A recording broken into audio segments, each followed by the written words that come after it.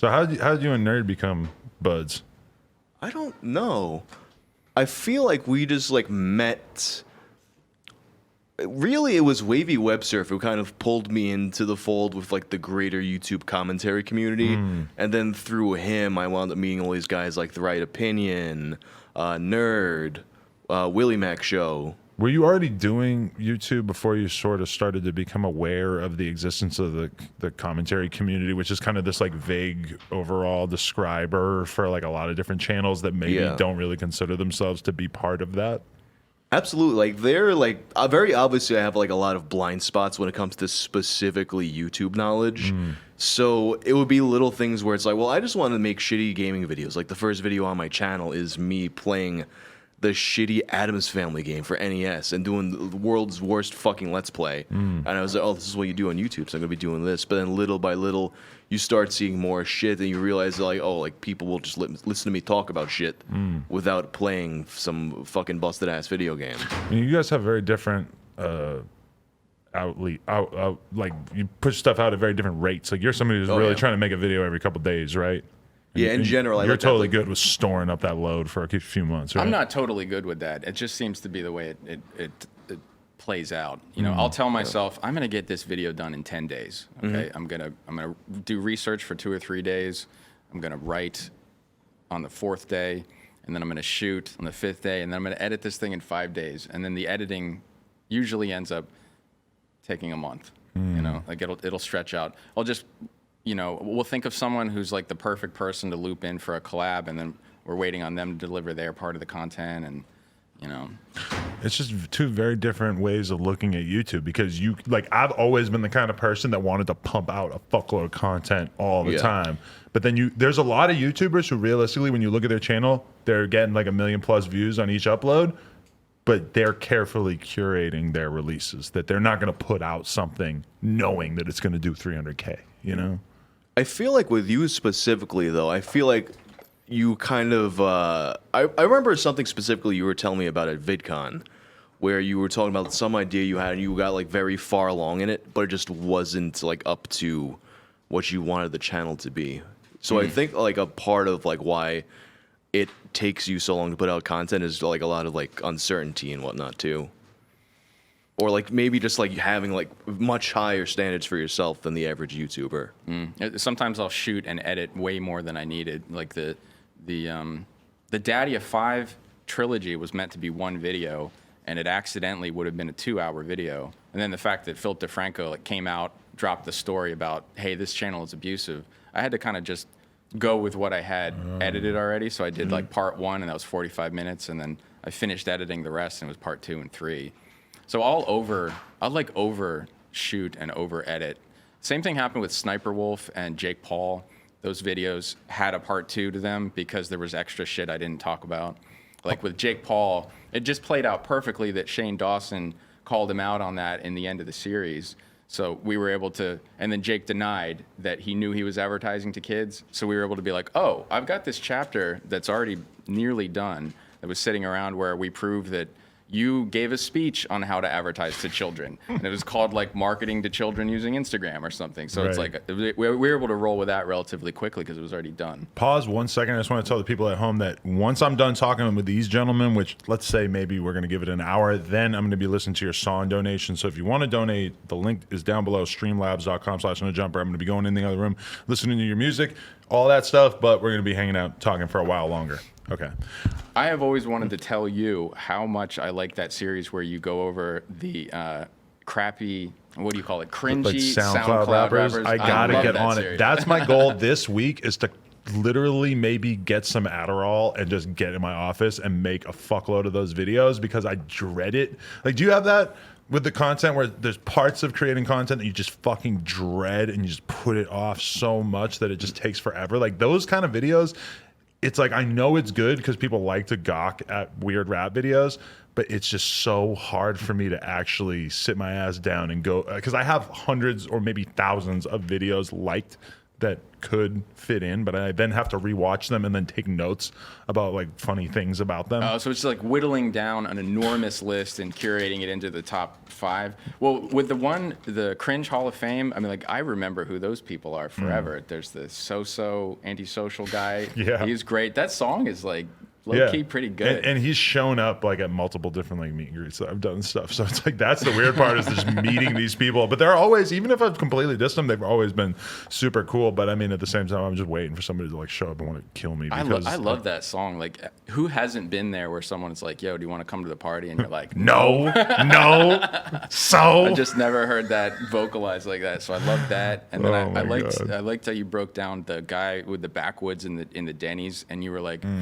You're like, I like shocking people and I like crazy behavior, but I just feel like I'm empathizing more with the waitress in this situation. You know, like I kind of agree with her that you really shouldn't be doing this. You can't do this in a Denny's, sir. Don't do this in a Denny's. You're gonna really like nobody else in there wants to smell your blunt, you asshole. And you picked up on that he was like lighting his joint and his hands were shaking. He's And you're shaking like, and yeah, shit, he's yeah. like, he's not even like a confident prankster. But then you know what's weird is when I do go through those videos and I start like figuring out how I'm gonna make this compilation, it's like you need one totally ridiculous, insane looking face tattoo type person for the thumbnail. And then the other 9 minutes of it or whatever can be like much less interesting. You just need that one freak show for the thumbnail. the Takashi copycat looking guy. And that's why there was some kid from the Ukraine or Russia or some shit or somewhere, Netherlands maybe, and a gang tattooed on his face. And I made this whole video making fun of him. And then it cocomes out that he was actually like somehow implicated in like a fucking gang rape. Holy shit. I'm like, geez, I really missed the ball by not knowing about that. You know what I thought was really awesome? I watched your Guar interview. And I mentioned you. Yeah. That, like, to me, it's, like, really cool when you pull, like, metal bands, like, things that aren't your usual wheelhouse on. I was, like, really stoked to see that. Like, it seemed like I didn't know what amount of people watching this knew who Guar was or cared about them, but, like, it seemed like they got a really positive reaction from doing that. It was awesome. For me, too, it's like I really didn't know that much about Guar besides who they were up until the night before I did that interview. And I literally sat there and watched Guar shit for like 2-3 hours, took notes, and that was the interview. And they were like That's super a good hyped. time. They were like, yo, that was such a great interview, like such good questions, blah blah blah. And it's just weird to think that like the average person or like a lot of interviewers don't really take the time to do that. And for me, that's what the whole podcast thing came from, is from going on those wormholes of like, oh, what about Guar? I'm gonna fucking look up Guar shit for a couple hours. And then it kind of became like, damn, I'm like amassing all this information. I want to actually talk to a lot of these people, which it feels like that's kind of where a lot of your shit comes from. Well, you're lucky, dude. Most podcasts, you have to like read a book or at least skim through a whole book. Yeah. Ugh, that's terrible. No, I've read books for podcasts, but it's not nearly as fun. Yeah. So, Justin, Yeah. at this point, how do you get your ideas for your videos? Or like, how does something seem like it qualifies, especially since you must have really covered the majority of the things that you think are worth covering, right? There's a few that I think like are like the big episodes. Like I knew the Max Headroom one, which was if anyone doesn't know what that was, it was a guy who hacked into a TV station and had some like weird ass graphic pop up in the middle of the broadcast. That one I knew was going to be a big one. Brian Peppers I knew was going to be a big one.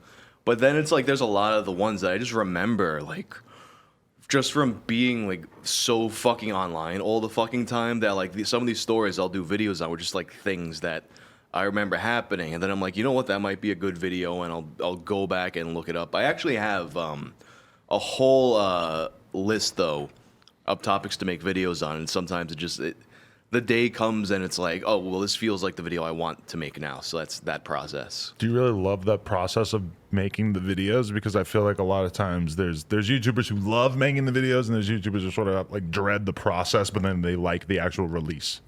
What it is for me, and I've realized I got to get a lot better about this. I'll dread the process a little bit when I get started up, when I'm like scripting it out on my phone.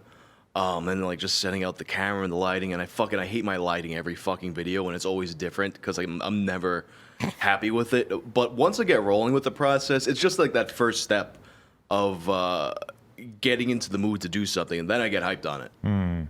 Yeah, I'm kind of like that too, where I'll like dread that process of getting ready for an interview. But then once I actually get into it and I actually have found myself sitting there for a half hour listening to some shit, I'm like, it actually starts feeling right. And I actually start, being prepared for it. I think I remember now the answer to your question you asked earlier, like how did we meet? How did we become familiar with each other? It was because people who watched him watched me. So like we kept getting grouped in tweets of people recommending my favorite channels and be like, I like Whang and I like NerdCity.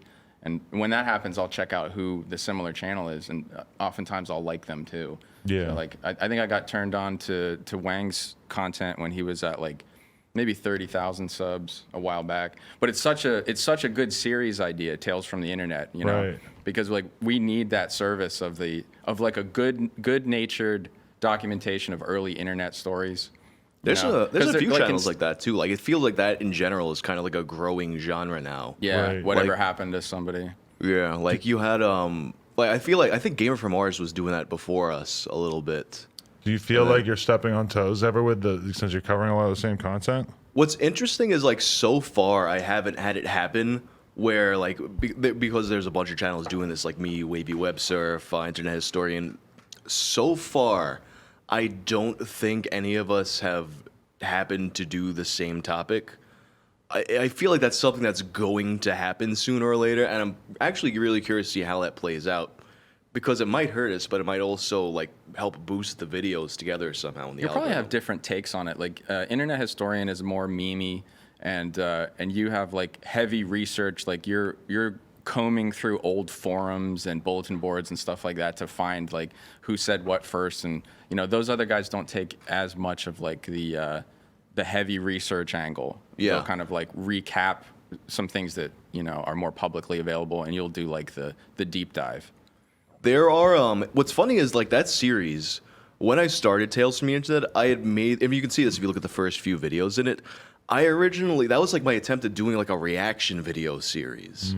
And then it kind of became like a bunch more videos where I feel like the first one that was like really like an organization of like the kind of more of a deep dive going through forums and stuff. I think it was the Taylor Swift video, which was really the video that propped up that whole series.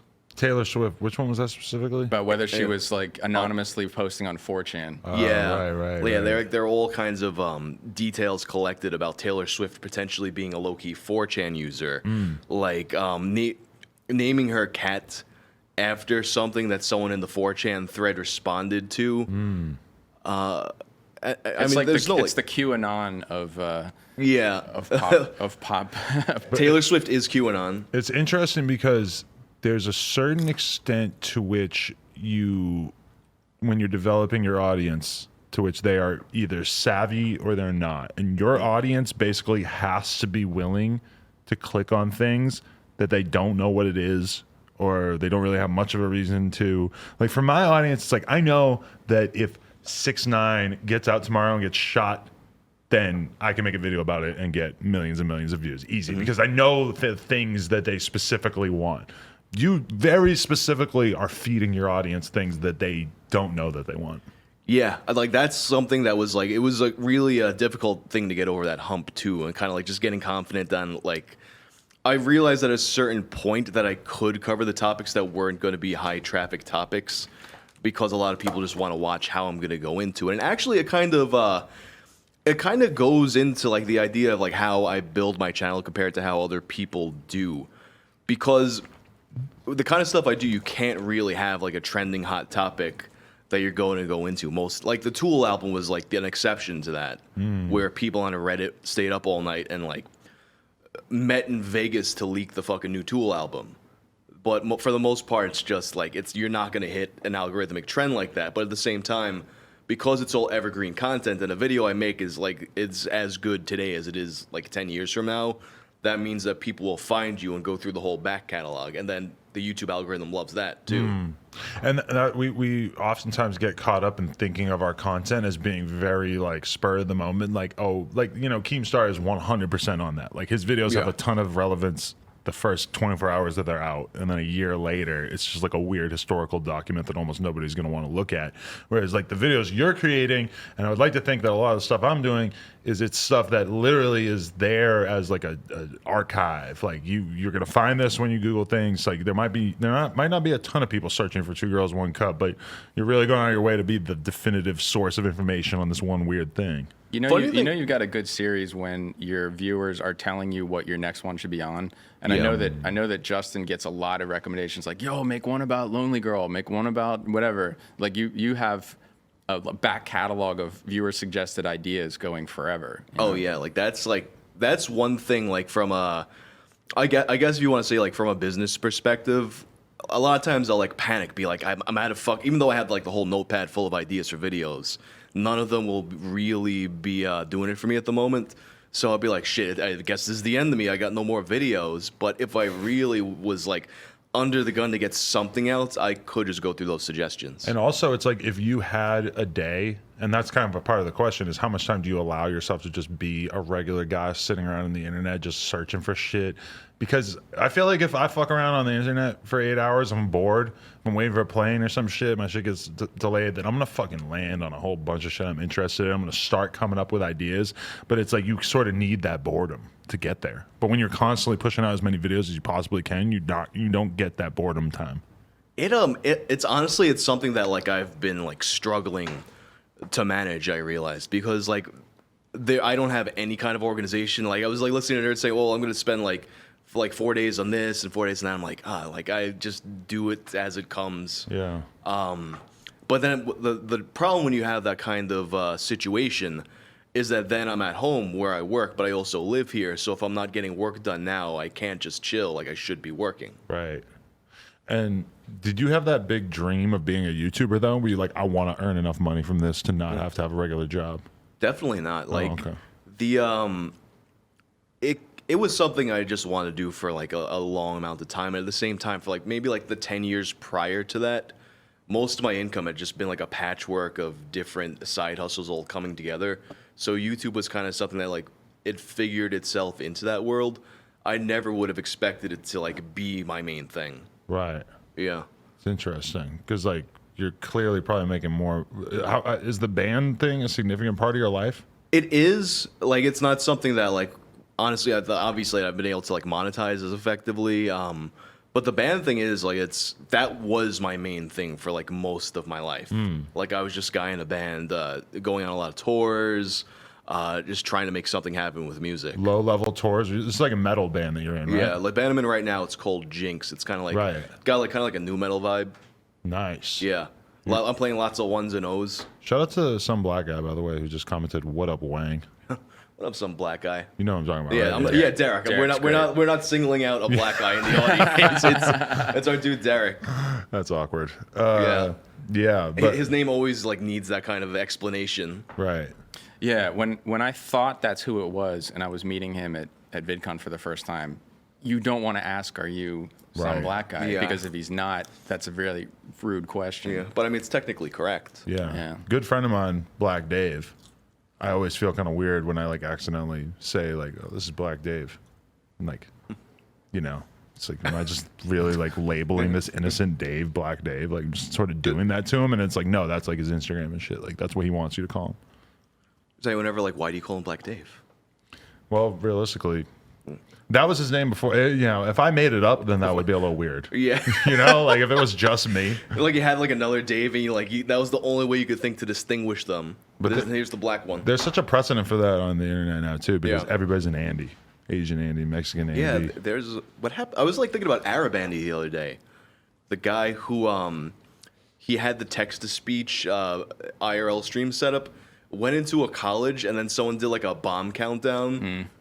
And then, like, he very easily could have gotten a lot worse than it did, but he did get arrested for that. The Andy thing is, like, exclusively from the Ice Poseidon community, correct? Yeah, I think so. Yeah.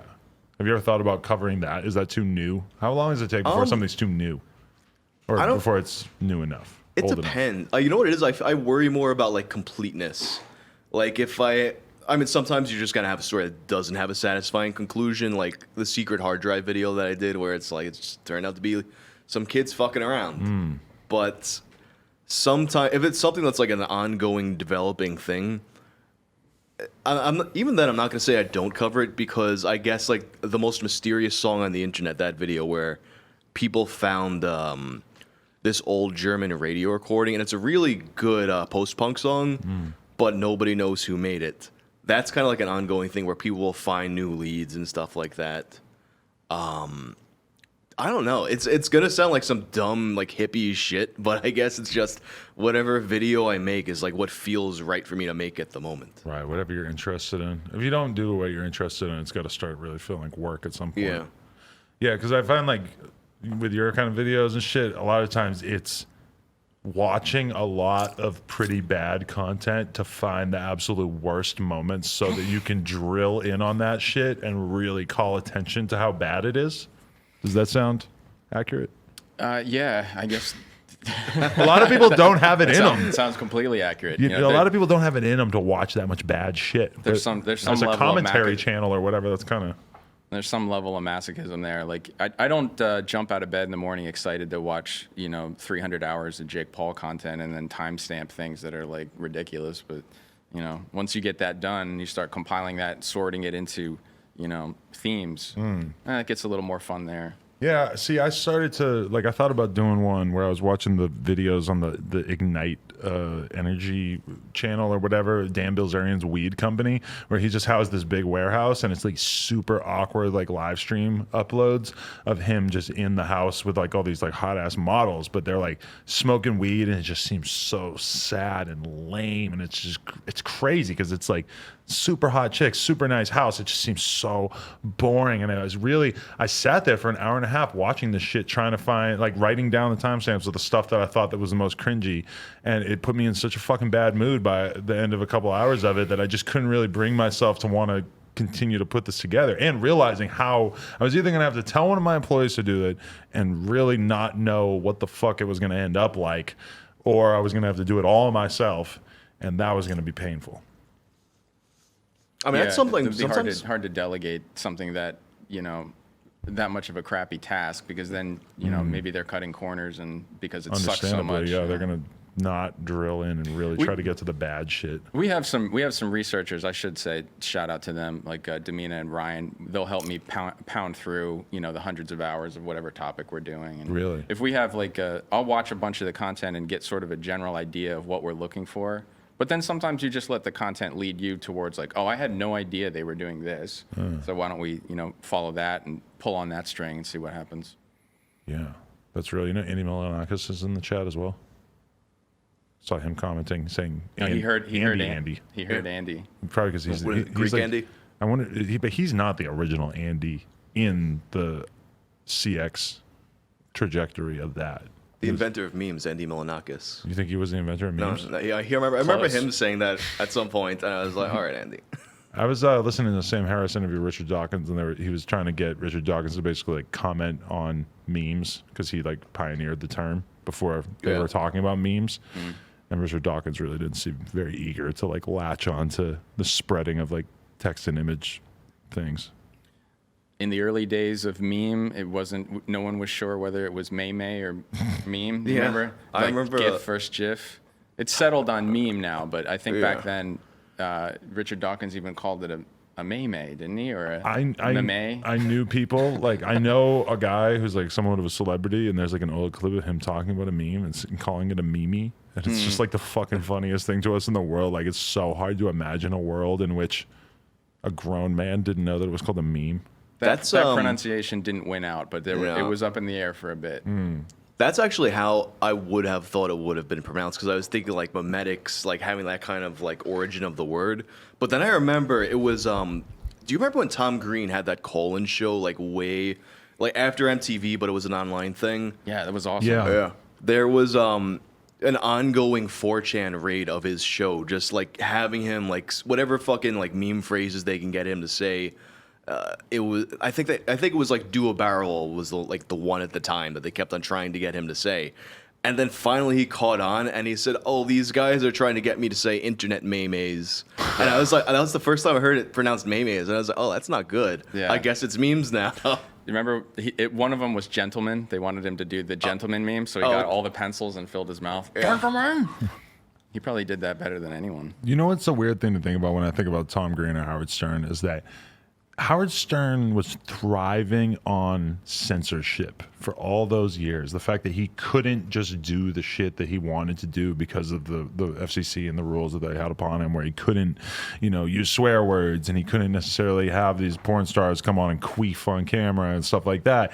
And then he moves over to Sirius and he thinks like, oh, this is the best thing in the world because I'm finally going to be free. And then he realizes that once everything is allowed, all of a sudden all the shock value shit doesn't really work anymore.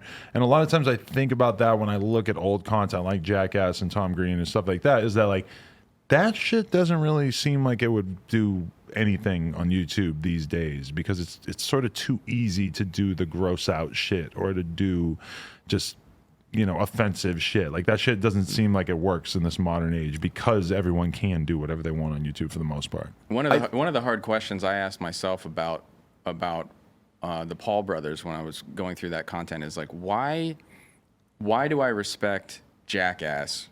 Like, why did I like that and then not like any of this? Isn't it kind of similar? Your age is definitely a big part of it. Let's be honest. Like when you were 13, when I was 13, seeing Jackass for the first time, I was very impressed. I watch that shit now, though. It's still funny to me. I mean, here's the thing, though. Which one is it that throws the fucking plates? Is it Jake or Logan? Logan.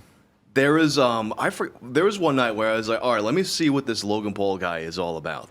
And I sat down and I found the supercut of him breaking the plates at people all the time. That montage is funny. I was like, yo, this is actually, I don't want to admit it, but I'm finding Logan Paul really fucking funny right now. Yeah. I completely agree with that. I've had that same moment, and I've showed that to people before, like, undeniably, like, there's a couple chuckles in this. Yeah, and thinking about it, though, that very much is a thing they would have done on Jackass. Scaring people with plates. Maybe at some point, like, Steve-O would have had to, like, burn himself in the process of it, but more or less. I mean, Tom Green and them, they got by with a lot of pranks. That was a very, very big part of it, was pranking your mom and dad. Same thing with Jackass, just sort of torturing your mom and stuff. And if you really look at it, like, what was Mick Juggernuggets doing besides torturing his fucking parents? That was really the name of the game, and that's basically a Jackass Tom Green thing. That Tom Green Slutmobile skit is still an all-time favorite for me. Painted the hood of his parents' car with I remember that one now. Lesbians eating each other out. My favorite one was the Undercutters. Do you remember that? It was like He almost got killed with that one. The guy chased him with a hammer. Do you remember Undercutters Pizza? No. He would follow a pizza delivery guy around and then try to sell a pizza for cheaper while figuring out what the toppings were at the door. Right. He would undercut the price, and that really angered one customer, and he chased him off the property. He's like yelling at him about like these are hardworking Americans and blah blah blah. I think they threw the pizza stuff at him. That's such a weird thing to think about how kids these days. Like, kids will always have to go through this phase where the most offensive things are the funniest things. Like, to me, when I was like 14, I thought anal cum was the funniest thing in the fucking world because their song titles were just so fucking offensive. And it's just like, now I feel bad when I see a 16-year-old kid get in trouble because he said some offensive shit on Twitter, because it's like, that is the most 16-year-old boy thing on earth, is to just go on Twitter and say the most offensive thing that you can think of. And I think that we need to, as a society, have room for that kind of shit to happen. As much as you also want to warn kids, like, yo, don't be stupid on Twitter because it's going to come back to get you and you're not going to get into Harvard. When I first started watching YouTube, like, really regularly to try and understand the community, it was a period where almost all of the big names, all the funny people were doing references to Nazi stuff and Hitler jokes, because that was the new forbidden thing that suddenly people felt just comfortable enough to make fun of, because like it was really the first generation to have not had grandparents to where this was personal to, or like, that there was nothing for them to make them afraid to talk about that boogeyman, but they were still taught in school, the ultimate boogeyman is Adolf Hitler. Right. And don't, that's the worst guy possible, so we'll use him as an example of the worst things. And so suddenly kids were, they didn't have a grandparent to tell them like, hey, this was serious, and, I sacrificed my life to go make sure that this evil didn't come upon the world. Like, there were kids kids suddenly existed on the internet who hadn't gotten that speech and were only reading about it in the history books as a boogeyman. Right. So they used that as like edgy humor. And man, did we get off track with where the Hitler stuff has gone since then. You know, like like PewDiePie eventually being accused of being dog whistling the alt-right, and that's totally not what he was doing. And that's like a mainstream opinion that it's very easy to meet people who, but that's what I like about PewDiePie too, is that he is a repudiation of the way that the left wants to paint all of our society. Like him being the biggest YouTuber is proof that you don't need to be this mega woke dickhead in order to have a big fan base on the internet in 2019. Well, I think the thing about cancel culture and in general, I think it's that it comes down to what people's perception of you is. Like, if you haven't like built yourself up to be this big woke guy, then when you have those kinds of indiscretions, there's nothing to like turn back in your face, and that's kind of how the mob builds itself up. Hypocrisy is like the big gotcha thing, especially with YouTube. It's like, have you said something that's directly the opposite of what you're saying now, and is it on video? Right. You know, when you have those moments, someone's gonna throw it back in your face. Yeah. It's interesting because when you have PewDiePie as the biggest YouTuber, and like last year, you know, 6ix9ine was like the biggest rapper, and like, you know, these are people who have basically been completely deemed to be inappropriate to be involved with any sort of like high level like media discourse. It's like it's obvious that the media hates PewDiePie and Trump and 6ix9ine and stuff, but they all continue to be extremely popular. And it's like I don't think of 6ix9ine as like a right wing icon, but the fact that he was so gladly appreciated by our culture almost kind of feels like that, right? 6ix9ine. I mean, I like is his going to be in a music. Pepsi ad in like a year and a half. You know, because think I about think of a lot of good reasons why not. We'll think about where Snoop Dogg, Ice Cube, like the NWA guys, the gangster rap were when that was happening. Like they had the government investigating them, and then eventually, you know, Snoop Dogg is completely commercially marketable or whatever. But the thing is, like, is that 30 years will erase your murder charge that you beat if you're Snoop Dogg. But I don't know how much time needs to go by before 6ix9ine, before everybody can forget about like the child sex charge, the snitching, the shooting at people, like all that stuff. I don't know. That's a pretty high bar for Pepsi to get past, in my opinion. Like Pepsi fucking with Cardi B when she used to be a stripper and she like says fuck a lot is kind of like, wow, like. They've come a long way. That's kind of a perfect example. You know? That the walls are being broken down over time. But I mean, I think what we think of though is like a squeaky clean, like what is brand acceptable and what's not brand acceptable. What brands will find acceptable will ultimately be where the audience is. So if the audience says like we don't give a fuck if this or that guy is offensive, or even if he has like, you know, a really bad history, if we're still interested in what he's putting out there, then at the end of the day, the brand's job isn't to promote any kind of morality in the world. It's to sell you whatever the fucking bullshit they want you to buy is. So if regular people don't care about that shit, then brands will have to follow. have you thought about the fact that your channel could be targeted and like basically wouldn't be too shocking if like a large percentage of your videos got demonetized or like deleted and shit because you touch on a lot of edgy shit? I'm honestly we've had this conversation before. I'm surprised at how much of my shit actually gets monetized. Right. 2 Girls 1 Cup video monetized, confirmed by manual review. The Reddit cum box. And you don't really avoid much of the language, right? No, I feel like a pussy. Like if it's probably not the best financial decision, but I feel like a pussy. Like if I censor myself in those kinds of ways. Like I was watching Drama and Keem wouldn't say dildo. Yeah, I'm just like, what, I mean, dildo, man. What I did do, so the Reddit cum box video, I was like, well, this is gonna get hit by like the demonetization bot immediately. Just cum. That word alone, it's supposed to get demonetized. I figured out if I make cum box one word instead of 2, the AI is not gonna know what a cum box is. So it sat there monetized for a few days, and then eventually it got dinged, and then it passed the review. Somehow passed. Yeah.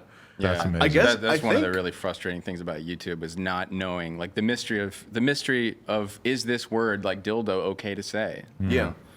And making a video live and then having it immediately get demonetized just feels like the most cruel, like intolerable policy imaginable. Because if YouTube were to just say, okay, Adam, every single video that you upload needs to be requested for monetization before it can go live. It might take 2 or 3 days, but once it's made once it's approved, then it can just go out and you'll be able to whatever. And like, you know, obviously we're going to try multiple times to get videos through review, and sometimes that's going to help. But that I would be very okay with, is having to wait 2 or 3 days to find out if my videos are monetizable. What I really fucking hate is that like last night I put out my vlog from going to the KSI Logan fight, and that it's now gotten 250,000 views, and that it went orange the second that I made it live, and that.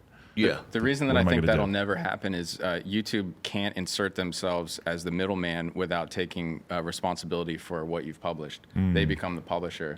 So it's like the safe harbor provisions of the DMCA require that that you are not sitting in the middle determining whether this violates copyright or not. Like you have to basically say that I'm so overwhelmed. We as a platform are so overwhelmed with uploads that we can't realistically be checking all of these. So we basically have to be a service that allows people to publish wildly. Right. And that's obviously getting YouTube in trouble with advertisers through the media giving them negative attention when they can get a gotcha moment of a racist video paired with a Coca-Cola ad, you know. So then YouTube kind of has to play this game where they're using AI to be that middleman, but pretending there's nothing there. Right. So the AI sucks at that, and they'll let something through that flaggers, you know, like when you set something live, your viewers then can hit report if they think there's something inappropriate there. Right. And now suddenly you're getting a human reviewer where before you didn't. Right. So it goes from like machine learning said it's okay, and now let's see what a person thinks. And you'll fail the person, but be good with the robot. You know, they can't put that person in the middle. That's interesting. And it's so fucked up too, because like for a while it seemed like it was working really good that I would take my videos, put the word sex in the title, boom, it triggers the request. I request. But then now if I take that word sex out, boom, it's green again.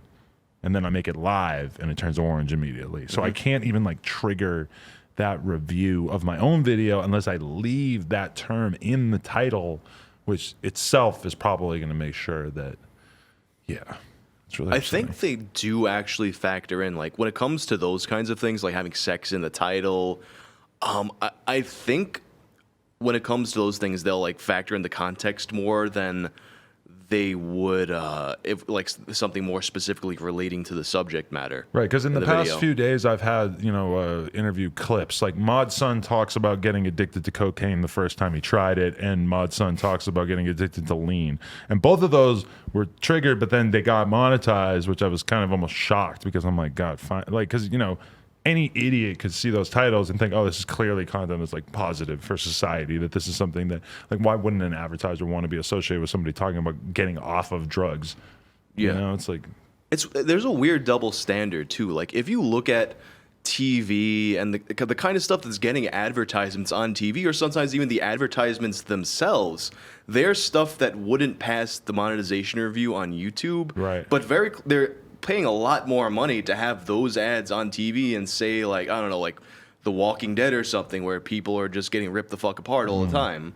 Yeah, and it's weird to think about, YouTube Red really is the best thing that fans of YouTube videos can do, because when you think about, I go to Netflix and I'm watching Big Mouth and it's got like cartoons of like children masturbating and shit. Have you seen Big Mouth? I have not. Oh my God, it's so fucking funny. What I just said sounds terrible, but it's so fucking funny and so inappropriate, and it's so awesome. But it's content that would even as a cartoon would never go on YouTube, because it's like it's all about like kids going through puberty and shit. So it's like, and they show insane animated shit that I don't even know how they could justify it to a certain extent.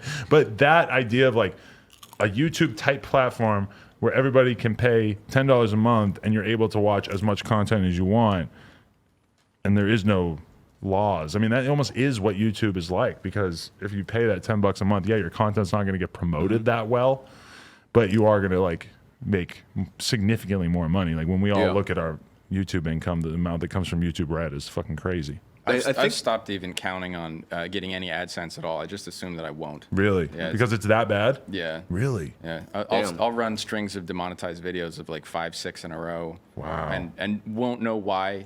That's like a year for you too. And the last video, YouTube rated it X. I got an X rating. I didn't even know that was a thing. Yeah. It's rare. It's worse than MA. It's CeeLo did the math on like what percentage of videos were rated X when he was looking through the data, and it's something like 0.15% of videos are rated X. So someone from YouTube rated that to try and suppress it. What was it? It was the YouTube's biggest lie. Right. Wow. Yeah. That's scary shit right there. Yeah. I'm pretty upset about that rating. I feel like that's a really underhanded way to suppress the video. Yeah. Because usually an X rating would be paired with an age restriction. So like if something, and an X rating would normally be triggered by like puke, nudity, or gore. Not just for saying the word gay in the beginning of the video.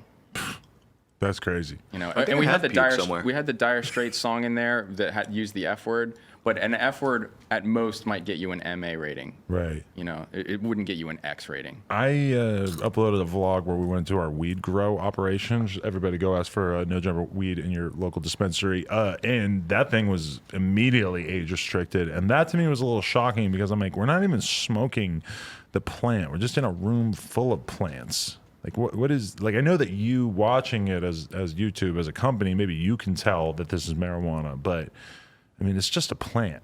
Nobody's smoking it. And it was age restricted. I'm just being around the plant. I was particularly offended by that.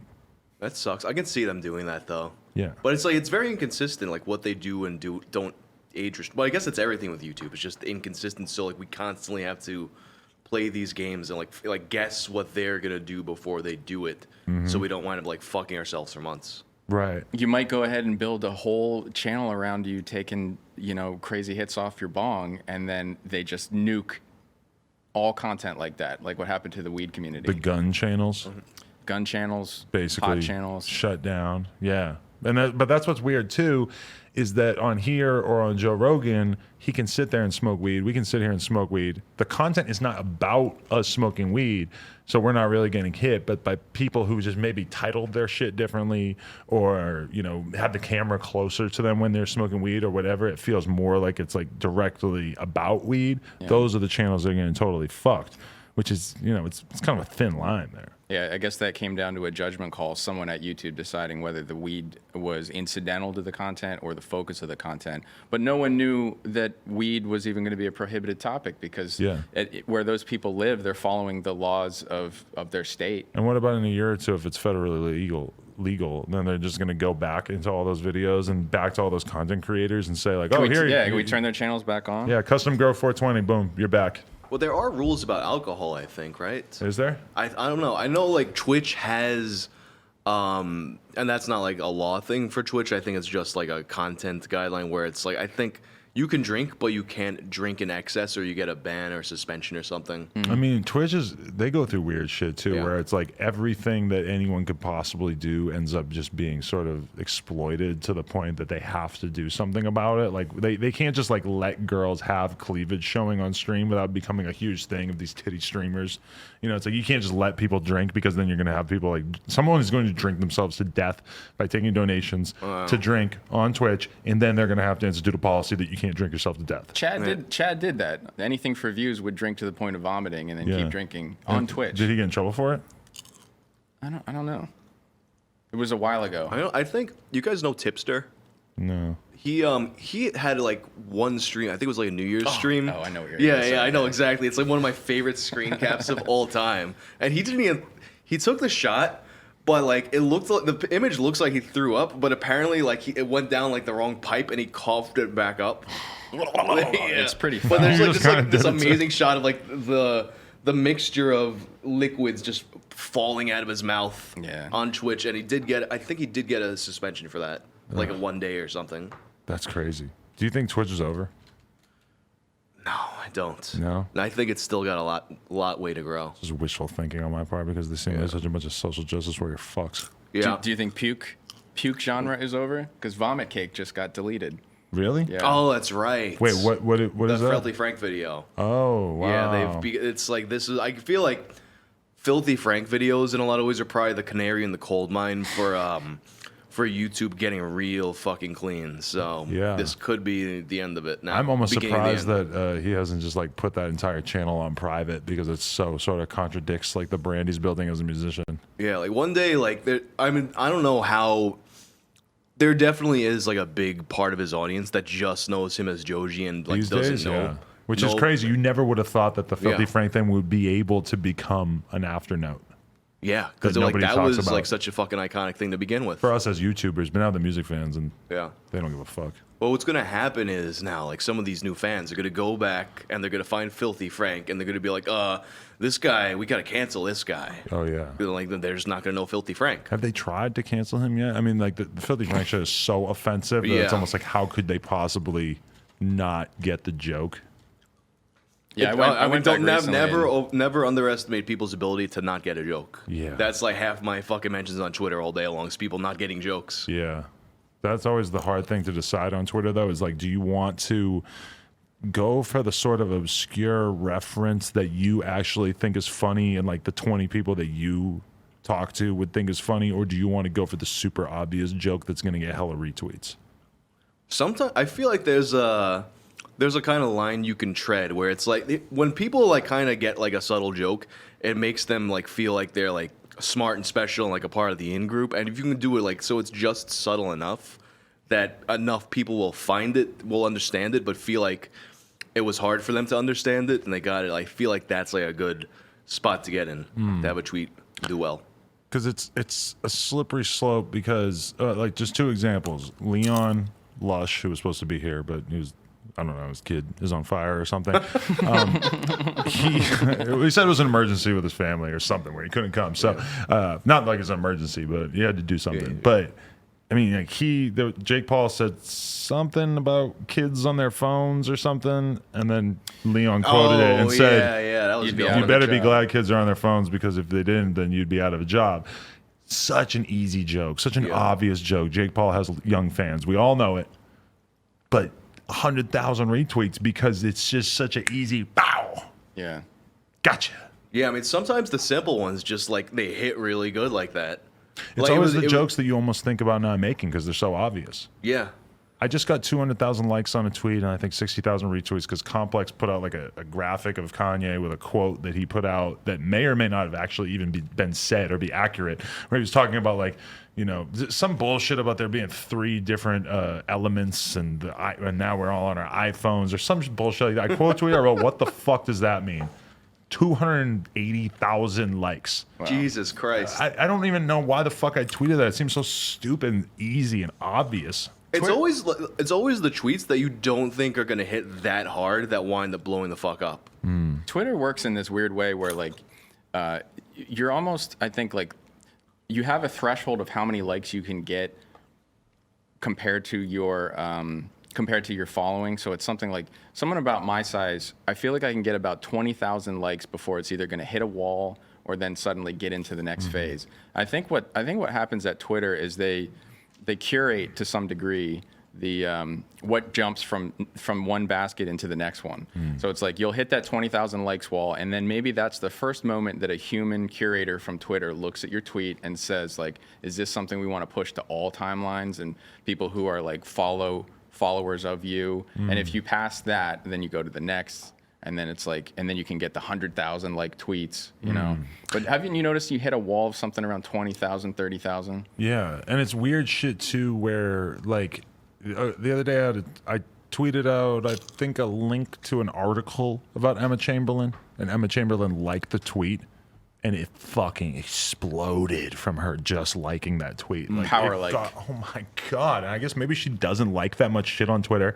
And I know she's huge, but Jesus fucking Christ. Like that just somehow like it set off the algorithm in a way that I know that I don't have that effect when I like something. Although sometimes I will like a random compliment from a fan that is sort of funny or something, and then I'll end up seeing that tweet again, and it's like even though they added it at me and they have no fucking followers, it's still me liking it made 500 more people like it, which is a strange thing. The likes are funny because not everything you like shows up on everyone's feed, but sometimes you just get that like where it's like it's got to be some kind of momentum-based thing in the way that YouTube has, where if you get a burst of views, all of a sudden it puts you up.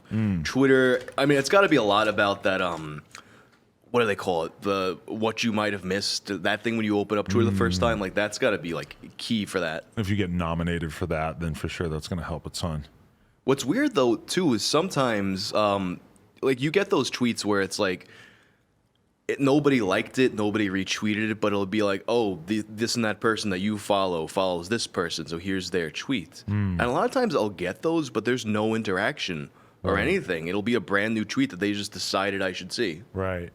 If Donald Trump says something that's like particularly humorous or like a well-crafted tweet, and I like begrudgingly like it, I hear about that. You know, people will be like, "Why did you throw this in my timeline? I hate Donald Trump." You know, Right. You got to be careful what you like, or you end up fighting about it. I've really learned my lesson about liking porn because I know all these porn girls, and I've really learned my lesson. Like, do not like anything that they do because I will actually lose hundreds of followers if I like something that's like really sexual and gross. They've got a real uphill battle with Twitter. Like, they can post more explicit stuff on Twitter than they can on Instagram, but then no one wants to publicly have a record of what they've liked. Like, you can like a racy image on Instagram, and someone would, you're like a little less likely to get called out on it. Someone would have to go into the like liked by, what's the tab? They got rid of that, I think. Did they get rid of that? Yeah, you can't even see who liked what anymore. That activity tab, but in general, like if I were to go to your Instagram right now, I can't go look at a list of everything that you liked. Although I could create a burner. Well, no, but that with that tab gone now, it doesn't matter. But that used to be what girls would do. I would hear about is they would make a burner account, only follow the guy that they're dating, and then their entire feed of activity would be everything that guy does, and boom, they're able see who he's to creeping keep on. tabs on him really, really good. Which I've never really had to deal with it. I never really had time to look at that shit. So like the porn stars and models will post like a phenomenally engaging photo, but then it's getting no engagement relative to a normal joke or something because people don't want to be busted pressing like on it. But it's shocking too how fast porn stars get followers. It's insane how fast porn stars blow up on there, and they can be totally irrelevant ass porn chicks that have 200, 300,000 followers. So like because high followers, low engagement. Though, exactly, right? because so many dudes, that's their way of view. And also so many dudes who probably don't mind liking shit because they're just operating on burner accounts anyway. They make burner accounts just to follow porn stars. Probably. Wait, should I not be doing this on my main account? I mean, hey, I constantly I'll do that, and then I'll have I'll like some random picture that like some cam girl or something will have posted, because I'll just, if I'm gonna do it, I want you to see me doing it, because it kind of like it's amusing to me. But then people will be like, "Oh, Wang's horny on main again." right? So, Horny on main. but it kind of like immunizes yourself against that. Like, I feel like because the people who follow me on Twitter are just, they know they're gonna see like they don't know what the fuck they're gonna see today. So it kind of, I build up their tolerance that way. So if I were to do something crazy, I'm not gonna lose 100 followers like you might. Right. It's not like Ted Cruz or Philip DeFranco suddenly liking it. The you know, Ted like, Cruz one is the best one. Yeah. What was it, like the MILF porn or something he liked from his Twitter? Yeah. It makes you wonder, though, was there just a salty ass employee who decided to like that because he thought it was funny that? That's what Ted said. Very, very possible. That was his alibi. He said it was a staffer. Well, I can't see him like sitting on his phone and like actually using his own Twitter. You know, I saw this article come out today, and I haven't even got around to actually reading it yet. But the story, yep, here we go. A radio station called its host a gay slur on Twitter. Now he's been fired and accused of posting the tweet himself. So this guy, Seth Dunlap, who was a radio host on WWL New Orleans, a tweet went out from the WWL New Orleans account that I'm not sure exactly what the word was. I'm going to guess it was the FAGGOT word or something along those lines. But basically, that tweet went out from that organization about him, and then they ended up doing some forensics and figured out that he tweeted it himself from his phone about himself to apparently get some sympathy. Yeah. Okay. A hate crime hoax. What like an Jesse, idiot. like Juicy Smollett. Yeah. Juicy J. Smollett. Wait, so how did he wind up getting found though? I don't know, but I assume that anytime that if there's a big corporate Twitter account, that they probably have some sort of way to figure out where the tweet came from, right? They're going to find the IP address. They're going to figure out it was from your phone. If he was halfway smart, he would have gone to a fucking internet cafe and logged in and did it. Yeah. But even that, it's like they're going to have fucking cameras in the internet cafe probably too, right? Mm-hmm. But then I feel like that might not be a thing though, where they even like went through all the avenues they would have to get the footage and like find out that was where the tweet came from. But if they search for the IP addresses that the tweet could have came from and they find one that directly associated with your phone, then that should be pretty easy. Yeah. It's kind of fascinating. Do you remember when I remembered this because we passed by. I accidentally threw my shoulder into her last night at the boxing event. Wait, what? When Amanda Cerny's was having things deleted on Instagram and YouTube, and it turned out to be Lele Pons was doing it from her phone. Right. That's a good story, too. Yeah, that's why they stopped being friends. Yeah. What the fuck is Lele Pons' deal? I just know she's super popular, but I don't really know anything about her. She does like that Instagram style of comedy where it's like, look how wacky and goof I am. That shit needs to just stop. I read a whole article about her, and I still don't feel like I know anything about her. Maybe there's just not that much that's really all that interesting. It's weird to me, like that kind of humor. Like, I mean, I guess humor is subjective. I obviously I don't find it funny at all. But then you look and it's like they'll have like those videos that have like tens of millions of views, tons of shares from people who fucking like this is like the funniest thing they've ever seen in their fucking lives. So I don't get it. I'm on Facebook now. That's all I know. I'm making a real play to get some shit going on Facebook. I've been off the platform for like 3-4 years, and all of a sudden, for some reason, I had one conversation with one dude who told me he made $700 off one video on Facebook, and he said that basically if you make content that people are watching for over a minute, that you have a decent chance of your content doing decently on Facebook. I feel like a lot of YouTubers don't give Facebook a fair shake. Exactly, yeah. Like, I did try uploading a few Tales from the Internet episodes to Facebook to see, like, if I can kind of get into, they have their own partner program and things like that now, so I was kind of seeing if I can make that work. And I really haven't really made an inroads there. But just, like, posting out videos, content relevant, like, I have, like, this Facebook group now where if someone posts some funny shit there, I'll share it from there or from other meme pages. And it all does really well. And then the amount of traffic that I wind up getting to my videos from Facebook winds up being, in some cases, even though my Twitter following is a lot bigger, I'll have more views coming in from Facebook. Really? Yeah. Yeah, so we all sort of take really, it for granted. Facebook made enemies out of the creator community by basically charging us to reach our own audience instead of paying us to entertain our audience. Like, they took the opposite approach from YouTube. Like, we're going to charge you money instead of pay you money. So, like, you know, that made people abandon it. Yeah, I wonder sometimes if YouTube regrets that they ever allowed creators to make money off of their content, because in some ways that was like, that's the thing that made their shit so controversial. Like when I look at Facebook, I wonder if they ever really if they regret making news such an explicit part of the business, because that's really what got them in so much trouble in regards to so much shit. I think for YouTube it was a masterstroke, realizing that that they should share revenue with self-published content. I think that's a brilliant idea. But what we can tell now is that if they had not done it, there's no telling that anybody else would have, because nobody else is jumping on that. Facebook allows you to monetize a little bit, but they don't exactly make it easy. It's not it's really difficult. You can't just sign up for Facebook and start making money. You have to build something significant before they partner you into that, which I guess is sort of true for YouTube now. But YouTube, their value proposition early on was, we're going to basically let anyone in the world make money off of their YouTube videos. They don't really put it out there like that anymore. No. I was thinking the other day, like, what does it feel like to be one of the few thousand people who work for YouTube? You know, it's not that many people that do. It's only a couple thousand, I think.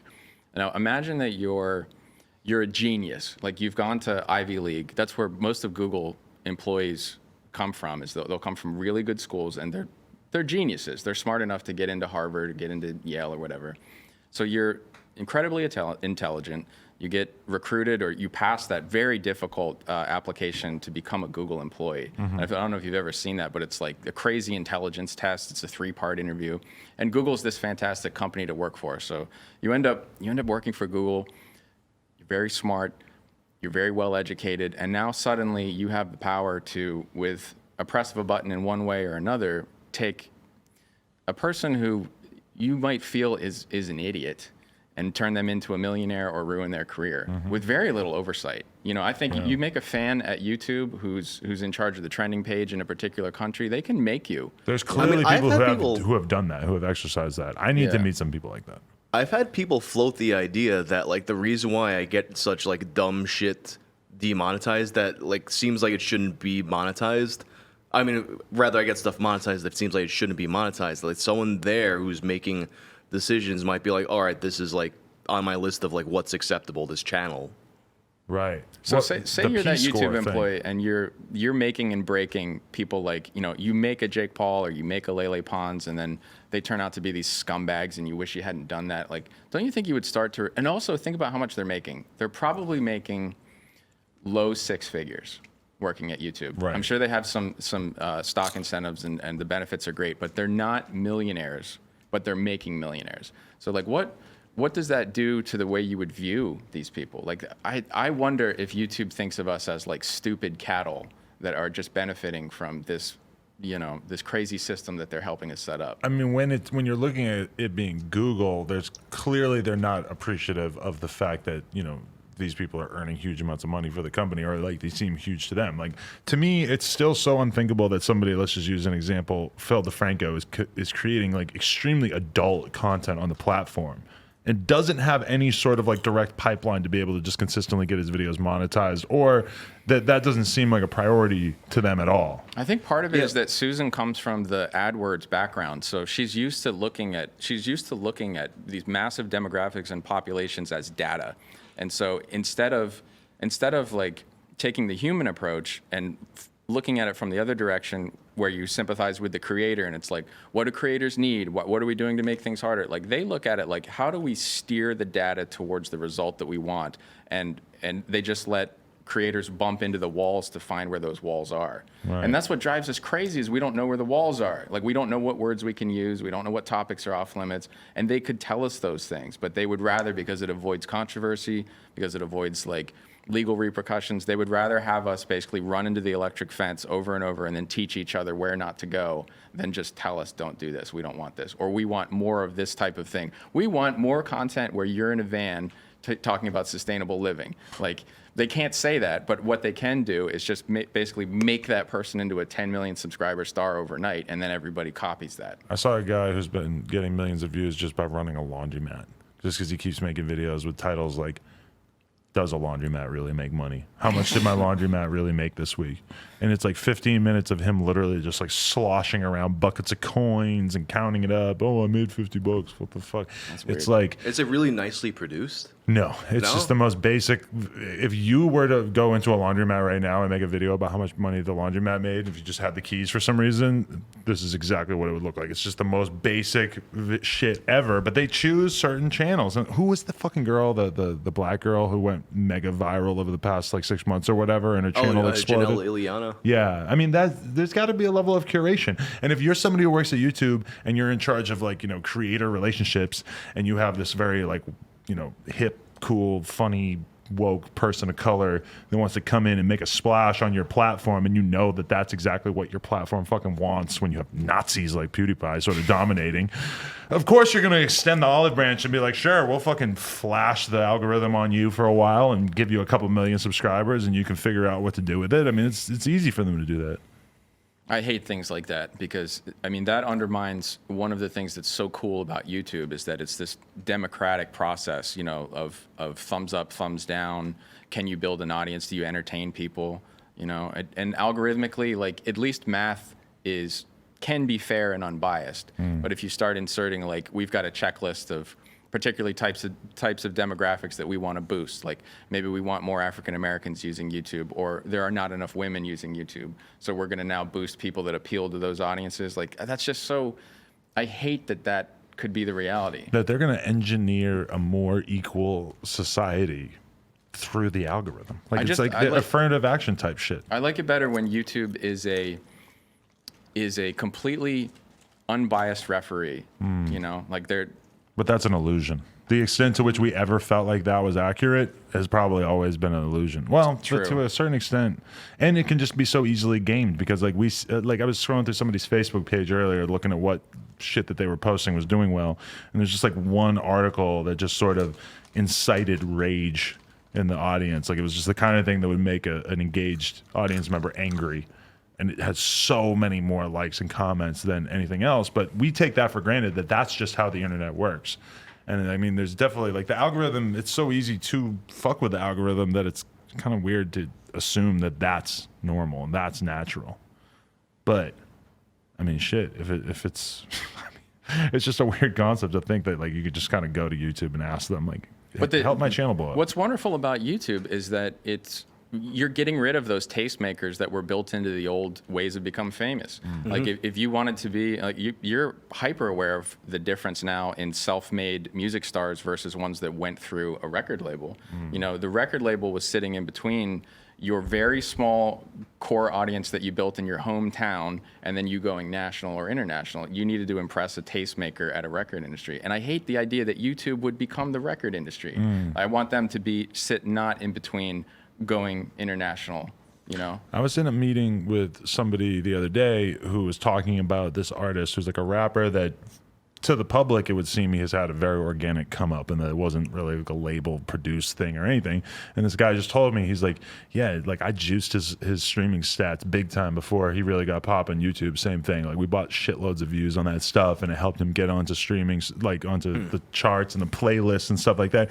And he's telling me this as if it would be absurd for anyone to have any sort of moral obligation to look down upon this thing, which to me, this is scummy shit. Yeah. But it's also a weird thing. It's almost like how fucking Lance Armstrong probably was when he was in that environment where he had to do steroids in order to compete. It's like me in that moment realizing like, oh, you just do this like it's no big deal and you're saying that everybody else does it too? Like shit, I guess if I'm in that position at some point, maybe I'm gonna have to do that. No one likes to think that a musician had an unfair leg up. Like if you think back on like in the 90s and 80s, there were a lot of acts where the rumor was, or maybe it was true, that they were like a record producer's daughter or son, you know?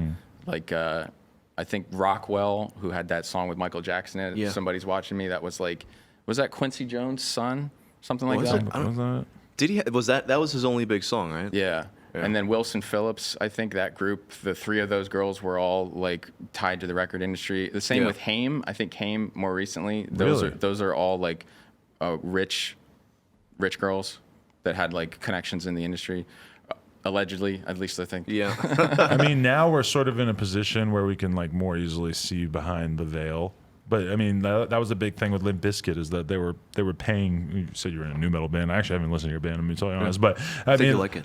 I will play it on stream after this. Hell We're yeah. doing donations for $100. Donate down below, streamlabs.com/nojumper. No, but for real, like Limp Bizkit, they were paying radio stations to play the music to get a head start, which is literally exactly the same thing as what this dude was saying that he did with streaming services to get on a certain playlist and shit. And Well, that was like everyone back in the day, I think. yeah, I remember that it was a particular controversy for Limp Bizkit. The term that you guys have for that now is industry plant, right? Yes. So it's like if somebody has fake organic growth, then they're an industry plant. But what's weird though is that, and like I look at like my biggest success with an interview was XXXTentacion, rest in peace. But when I did the interview with him, it was like he was completely raw. He was a teenager. He was coming out of like the slums. No label had discovered him yet, and he was able to actually start building up this fan base. And he had maybe even got to like 20,000 followers, I think it was, on SoundCloud, and he hadn't had labels really approaching him trying to sign him yet. That doesn't exist anymore, because now anyone like X who had like a clear seed of talent based on and it was clearly working, that people were actually fucking with it, that kind of thing, is the labels are so all over every up and coming rapper. I will have a conversation with a label and they will start telling me about some artist that they found who has like 4,000 plays on his songs, but their research, which is like literally an algorithm that they're running songs through that tells them how authentic their stats are, and it could be stuff just like the percentage of likes versus the plays, or is the audience does it, maybe the song has 5,000 plays, but maybe a huge percentage of the people who are listening to that song listen to it 3 or 4 times a day, every day, and then the label is able to sort of look at those details and say, okay, this thing, like they're able to identify shit before even like a human being would be able to just hear it and say, oh, that's dope. So it's like that whole idea, like there's a lot of artists now that people talk about like they're industry plants, but the truth is that all these artists that you love, like X or Lil Peep or whatever, who were able to have real underground careers, nowadays would be scooped up so early on, and the product would start to be commodified if the labels or whatever were able to do what they wanted. And to the extent that there's a lot of artists that you probably like that don't feel like that, well, they're doing a better job hiding it. Why did they sign? I think we talked about this a little bit in a group chat. Like, why would an up-and-coming person who's built their own buzz and could potentially own 100% of all their revenue on these platforms, why would they move that to 20%? Well, when you have an artist who really is able to build up a shitload before they sign, then those end up being the artists who are able to basically get better contracts, better terms, more money up front, etc. But then like a lot of artists, they end up signing early on, and they don't just sign to like labels. Like they sign deals with the labels basically going to like turn them into a bigger star than they could ever become on their own is the idea. That reminds me of MCNs, like what MCNs did to YouTubers early on, and YouTubers learned like I don't need you, and you're not going to do anything. Yeah, that's weird because it's like I think that the labels really are what the MCNs were pretending to be. Because they're more effective. Because like they'll like a good deal, like they'll invest some amount of money into you, actually promote you in ways that it's like they're still out of reach as an independent artist. MCNs don't really like. They'll tell you we'll give you all kinds of like great collabs and shit like that, but you just wind up getting nothing. But the labels can really help facilitate you going from nothing to something, or like if your content is actually hitting with the audience. But what I see happen constantly is I'll see an artist come out and they're going through this upward trajectory of their career where maybe they're getting to 30, 40, 50,000 followers, and they've got one song that's got a couple million on YouTube or whatever, and then they sign some crappy fucking $50,000 deal with the label because they really believe that the label is going to make them bigger. But then meanwhile, like this shit is so fickle that the heat starts cooling off on that artist, and all of a sudden it's like 6 months have gone by. And a lot of times just to get the label deal done, the nature of the business, it might take a couple months to get the label deal done and shit. And then by that point, the hype is kind of gone already. And then that artist is just giving up a huge percentage of their ownership of their work. And the label is basically disinterested, because if the label is really helping you put out singles or put out videos and they're not catching on, the label doesn't give a fuck. They're not going to invest money into making your video go more viral unless that video clearly has a seed of virality in the first place, So it's like it always was. The labels are still over-signing more than they can actually promote and make famous. Big time, because it's so cheap to sign an artist. If you can sign an artist for 20, 30, 40 grand, I mean, that artist, if they become Juice WRLD, is worth so many tens or hundreds of millions of dollars that the 50 grand from the 20 artists that don't do anything is nothing, But what do labels offer anymore? Because radio play, you would think the younger generation would realize like that's not really something I want anymore. It's not. That's not that big a part of it. It's the streaming stuff. It's getting like they literally have these massive networks of thousands of different like influencers and stuff. I was interviewing an Instagram model girl the other day, and she's like straight up like, yeah, I have a deal with Atlantic Records. Like they'll pay me X amount of dollars and they'll give me like 50 songs, and then I have to make different pieces of content like with those songs over the course of the month. And I'm like, wow, that's so funny that you're just sitting there admitting that, because I've been on the other side of that, and I know that they don't really want you talking about that. Yeah, I didn't even know it was like that they set up plans like them for that amount, for that much. There will be like, if you're looking at Instagram and you find some funny like meme page that has a couple 100,000 followers, there's a very good chance that meme page is part of a network that some guy owns that has hundreds of different meme pages, and then they will get a deal from Atlantic that says, okay, we need you to get 50 million views on this song, and then they'll add that song to different like viral clips and put it on all these different Instagram accounts, and then all of a sudden it kind of sucks. I mean, I guess it was inevitable in some way, but it kind of sucks to see how like this internet culture all these things that came from like this organic thing of just like kids on the internet fucking around became so commodified that you have record labels being like, oh, make us a meme. Yeah. And that the internet that we came from was an internet in which it seemed like the wild, wild west, and like everything that was happening was just whatever. It was just madness. And then like even the changes we've seen is that everything has become political and everything has become about business. Like there used to be like the hacking community and they just wanted to raise hell. And now it's like hacking happens for political reasons or for profit. Yeah. So we're all fucked. Dude, I gotta piss so bad. Yeah. It was dope talking to you guys. Think this is good? Yeah, thanks for having us, man. We were just on stream for almost 4 hours, so it feels pretty good. You put in a good session with those guys. We'll cut out this chunk, and this will be the Nerd City and Justin Whang podcast. Hell yeah. There you go. That's me and you interviewing Whang, really. Really? That's good, though. I think we learned a lot.